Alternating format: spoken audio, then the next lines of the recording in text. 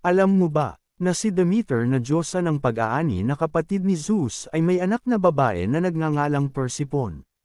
Si Persephone ay maganda at kaakit-akit, kaya hindi naiwasan ni Hades na magkagusto dito. Habang si Persephone ay naglalakad at namumulaklak sa tabi ng lawa, sa isang banda, biglang nahati ang lupa, hindi malayo sa kanyang kinatatayuan.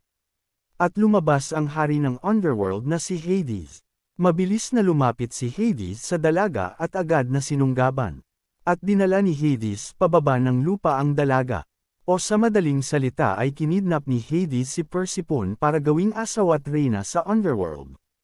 At walang naging saksi, si Demeter na diyosa ng pag-aani at agrikultura ay nalungkot mula nang mawala ang kanyang anak. Hinanap niya ang kanyang anak kung saan-saan. Ngunit hindi niya ito makita. Dahil sa kalungkutan ng diyosa, ay nagsimulang mamatay ang mga bulaklak, isa-isang naligas ang mga dahon sa mga puno, at nagsimulang balutin ng yelo ang kapaligiran.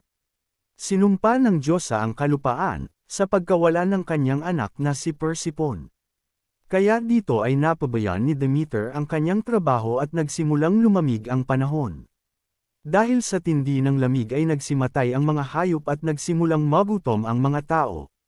Dito nakiusap ang mga Diyos at Diyosa kay Demeter na bumalik na sa kanyang trabaho. Ngunit tumanggi si Demeter dahil sa kalungkutan niya nang mawala ang kanyang anak. Naging baog ang mga bagay-bagay sa earth. Kaya inalam ni Zeus ang punot dulo ng kalungkutan ni Demeter, at dito natuklasan niya ang may sala.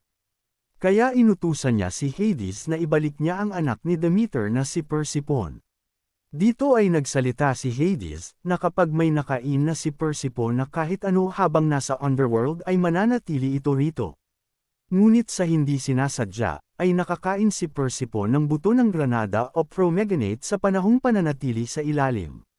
Si Persephone ay nakakain ng 6 na binhi, ang katumbas nito ay 1 buwan kada binhi, sumatotal ay ginugol niya ang 6 na buwan sa underworld. At ang natitirang mga buwan naman ay makasama ang kanyang ina. At dito nakagawa si Demeter ng panahon. Taon-taon ay bumabalik si Persephone sa underworld para gugulin ang 6 na buwan, na siyang nagiging taglamig ng ating panahon. At sa natitirang buwan ay bumabalik si Demeter sa kanyang ina.